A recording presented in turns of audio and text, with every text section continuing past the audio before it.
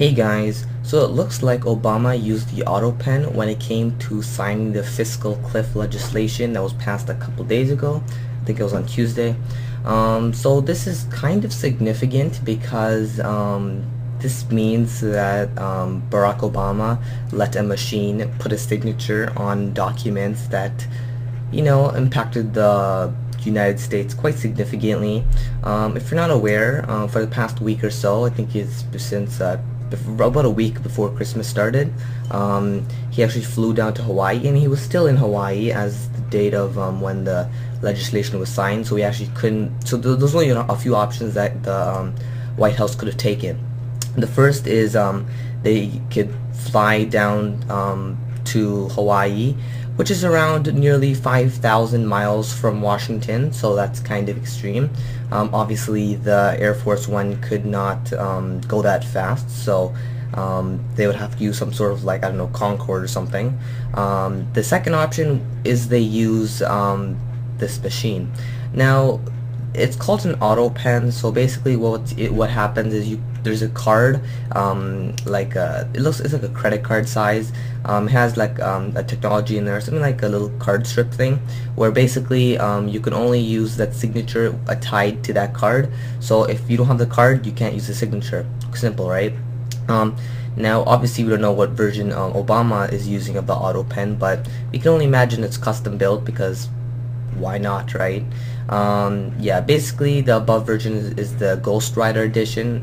It's pretty popular with government officials because people just can't fly. People can't fly around the world signing documents that fast, right? So it's easier just to do this, like read the be able to send the document, like email or something, read it, and then allow the person to sign it via Autopen. So yeah, I think that this is actually very nice. Keep in mind, this is not the first time he's actually used this. This is around the third time he's actually used this. The first was in May of 2011 when he became the first president to sign the Patriot Act extension.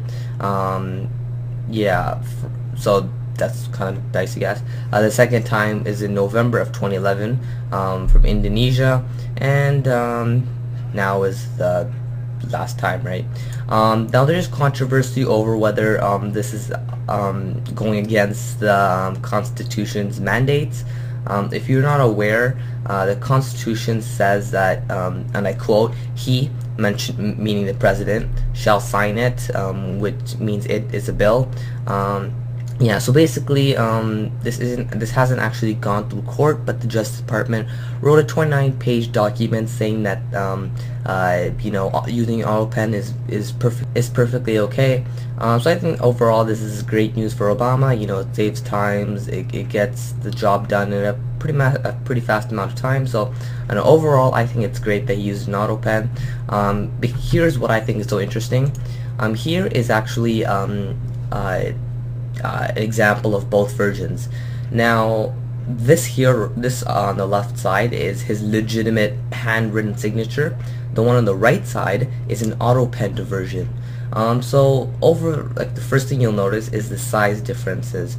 You can see how his left real version is much smaller, and this version much smaller. Well, larger in the real version, larger in the pen version, smaller in the real version. The signature underneath is also smaller in the real version, larger in the big version, which I guess is okay. And then the final real signature is huge and small, right? So I don't know. I think it's nice to see how an Autopen can do this. I mean, looking at the signature itself, it actually does look exactly identical, albeit the size differences are obviously noticeable. But overall, I think it's pretty decent. So yeah, comment, rate, and subscribe.